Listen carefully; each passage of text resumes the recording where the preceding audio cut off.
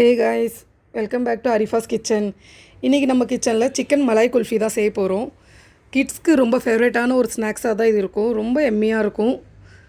வாங்க இது எப்படி செய்கிறது பார்க்கலாம். இதுக்கு 1/2 kg போன்லெஸ் சிக்கன் எடுத்துக்கலாம். அதுக்கப்புறம் 2 ப்ரெட் எடுத்துக்கலாம், 4 பச்சை மிளகாய் எடுத்துக்கலாம், 1 டேபிள்ஸ்பூன் ஆனியன் பவுடர் எடுத்துக்கலாம், 1/2 டீஸ்பூன் பெப்பர் பவுடர் எடுத்துக்கலாம், 2 டீஸ்பூன் ஜிஞ்சர் கார்லிக் பேஸ்ட் எடுத்துக்கலாம், 1 டீஸ்பூன் சில்லி ஃப்ளேக்ஸ் எடுத்துக்கலாம், 1/2 டீஸ்பூன் கரம் மசாலா எடுத்துக்கோங்க, 4 டேபிள்ஸ்பூன் ஃப்ரெஷ் க்ரீம் எடுத்துக்கோங்க, 1 கப் நிறைய ஷரெட் சீஸ் எடுத்துக்கோங்க, 2 டேபிள்ஸ்பூன் பட்டர் எடுத்துக்கோங்க. இப்போ இது எல்லாத்தையும் சேர்த்து தான் அரைக்க போகிறோம். சாப்பர் இல்லாதவங்க மிக்சர் ஜாரில் கூட போட்டு கிரைண்ட் பண்ணிக்கலாம்.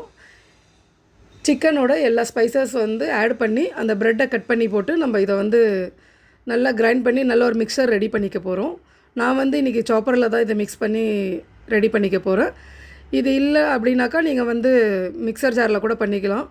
அப்புறம் ஆனியன் பவுடர் இல்லை அப்படிங்கிற இடத்துல நீங்கள் ஆனியனை நல்லா சாப் பண்ணி அதுலேருந்து தண்ணியை பிழிஞ்சு எடுத்து அதை இதில் ஆட் பண்ணிக்கோங்க. ஸோ தண்ணி விடாமல் இருக்கும். அதனால் ஆனியன் பவுடர் இல்லாதவங்க அந்த மாதிரி செஞ்சுக்கோங்க. இப்போ நான் எல்லா ஸ்பைசஸ், சீஸு, க்ரீம் எல்லாம் ஆட் பண்ணிட்டேன் பாருங்கள் சாப்பரில்.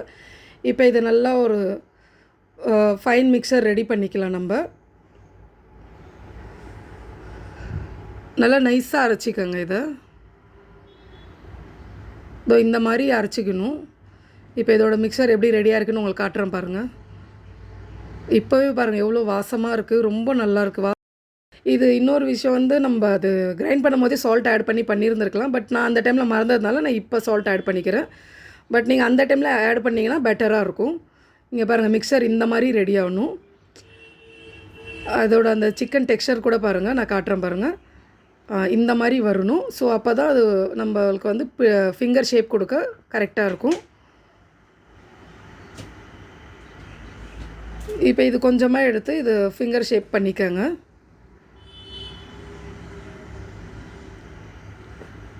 இதில் ஒரு ஐஸ்கிரீம் ஸ்டிக்கை இன்சர்ட் பண்ணிக்கோங்க.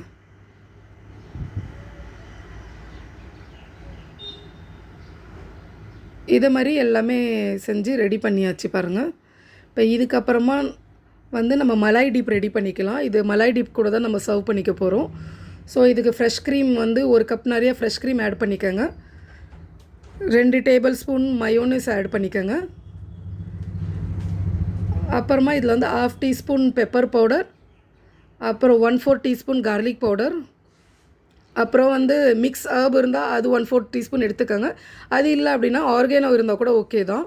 ஸோ இதை மிக்ஸ் பண்ணிங்க அப்படின்னா நம்மளோட மலாய் டிப் ரெடி ஆகிடுச்சு. இதை நல்லா மிக்ஸ் பண்ணி விட்டுக்கோங்க. இந்த மாதிரி தான் வரணும் பாருங்கள். இதோட மிக்சர் பாருங்கள் எவ்வளோ பார்க்குறதுக்கு எவ்வளோ அழகாக இருக்குல்ல. இந்த மாதிரி இது கூட அந்த குல்ஃபியை சர்வ் பண்ணி சாப்பிடும் போது வேறு லெவலில் இருக்கும். அது கிட்ஸ்க்கு இது ரொம்ப பிடிச்ச ஒரு ஸ்நாக்ஸாக தான் இருக்கும். ஸோ நீங்களும் அதை ட்ரை பண்ணி பாருங்கள். இப்போ நம்ம முட்டையை அடிச்சுக்கலாம். இது நம்ம கிளாஸில் தான் முட்டையை பீட் பண்ணிக்க போகிறோம். கொஞ்சமாக தண்ணி சேர்த்து பீட் பண்ணிக்கோங்க. எதுக்குன்னா கிளாஸில் பீட் பண்ணிங்க அப்படின்னா தான் உங்களுக்கு அதை டிப் பண்ணி ப்ரெட் க்ரம்ஸ் கோட்டிங் கொடுக்கறதுக்கு உங்களுக்கு கம்ஃபர்ட்டாக இருக்கும். ஸோ நான் இப்போ எப்படி செய்கிறேன்னு காட்டுறேன் பாருங்கள்.